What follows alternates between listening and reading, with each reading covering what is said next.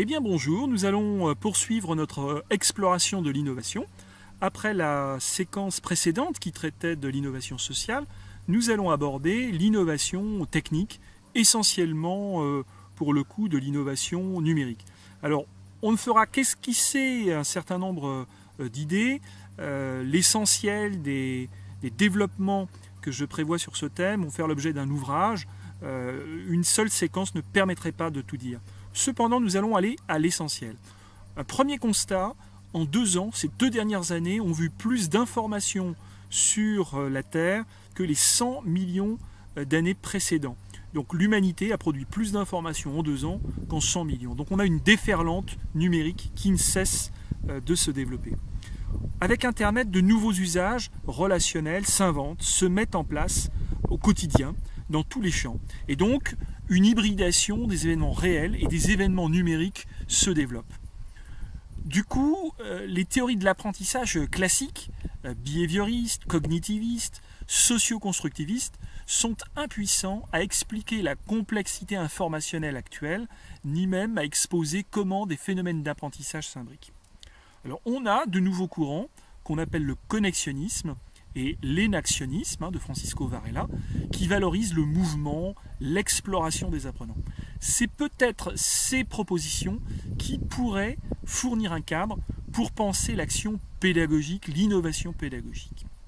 Alors, on va voir maintenant un petit schéma qui essaye d'exposer comment se positionne la vision du savoir actuelle. Voilà. Alors, qu'est-ce qu'on voit sur ce schéma? On voit d'une part une vision environnementale du savoir. Et on peut distinguer 2 dimensions. Une dimension d'environnement humain, avec des interactions relationnelles, et puis une dimension de l'environnement matériel, l'influence du milieu physique. Ce que je souhaite dire à travers ce schéma, c'est que le savoir se distingue en 2 catégories. D'une part, un savoir stock, qu'on sera en capacité de matérialiser dans des bases de données, des réseaux, du matériel. C'est aussi un savoir qui se positionne dans des lieux et dans des temps. Mais la catégorie de savoir actuelle qui explose, c'est le savoir flux, le savoir qu'on va trouver dans les groupes, auprès des managers, des tiers, des professeurs. C'est un savoir interactionnel, un savoir connexionniste.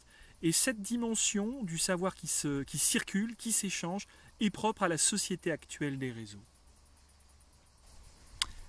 Alors cette société des réseaux dont on vient de parler, c'est une société essentiellement numérique. Elle participe de la complexité actuelle. Les réseaux possèdent des propriétés d'agrégation, de circulation d'informations, de participation aux échanges. Ils accompagnent les nouveaux écosystèmes d'apprentissage dont on a déjà parlé qui se mettent en place. Cette idée d'écosystème d'apprentissage, c'est une magnifique métaphore du développement humain dans son environnement. Le cerveau n'est pas découpé de son environnement, il est partie prenante de l'environnement. Donc l'idée d'écosystème relie l'homme à la nature, et ce faisant, elle intègre, elle embarque avec la préoccupation écologique. Donc l'écosystème d'apprentissage s'appréhende au niveau macro, les territoires, les architectures, au niveau méso, les organisations, les groupes, et puis micro, les relations interpersonnelles. Donc on aura une séquence dédiée à l'innovation organisationnelle, on reparlera de ces éléments-là. Les écosystèmes d'apprentissage, pour un homme, c'est d'abord relationnel. Ça se vit par les échanges et par les réciprocités. Donc l'innovation en formation, l'innovation en pédagogie, c'est démultiplier les modalités différentes d'échange et d'interaction avec les autres. Donc, formation qu'on nous présente comme technocentrée, essentiellement basée sur du numérique, ce n'est qu'une déclinaison des apprentissages que nous pouvons réaliser en groupe. En fait, cette formation technocentrée peut même elle-même se subdiviser et se décliner sous la forme de plateformes de diffusion de savoir, sous la forme de combinaisons de moyens mis à disposition, on parle du web 2.0, et puis il y a toute la liberté de l'individu d'apprendre informellement par lui-même. Actuellement, la formation à distance est un marché qui est morcelé par les solutions techniques, par les acteurs, et qui suscite beaucoup de commentaires, beaucoup de convoitises. Il n'y a finalement pas beaucoup de preuves d'efficacité univoque de son efficience pédagogique. Ce qui signifie qu'elle est à la fois aussi performante qu'une autre modalité, mais c'est une modalité parmi d'autres, et elle doit s'intégrer à un continuum, à une combinaison beaucoup plus large d'autres activités pédagogiques. On peut dire en réalité que les technologies et les cerveaux se développent en symbiose.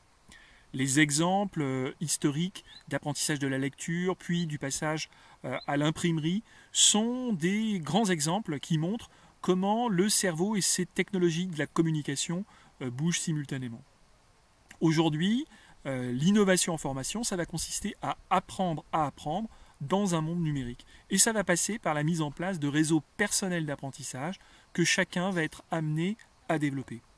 On parle alors de social learning. C'est un courant qui regroupe des perspectives pédagogiques, qui combine des apprentissages informels, des technologies et des dynamiques sociales. Et ce courant essaye de rendre compte des nouvelles façons d'apprendre et des réseaux personnels d'apprentissage qui se constituent.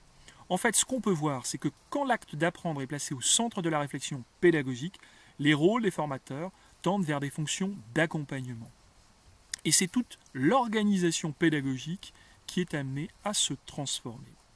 C'est tout un apprentissage conversationnel qui est amené à se développer par le numérique. Les formes traditionnelles de l'échange sont ainsi hybridées avec les formes numériques. La façon d'apprendre, à distance ou en présence, eh bien, elle intègre de nouvelles modalités. Elle requiert la construction progressive de représentations partagées et une nouvelle coordination entre les acteurs. Toute une nouvelle organisation à mettre en place. Et c'est ce que nous verrons la prochaine séquence.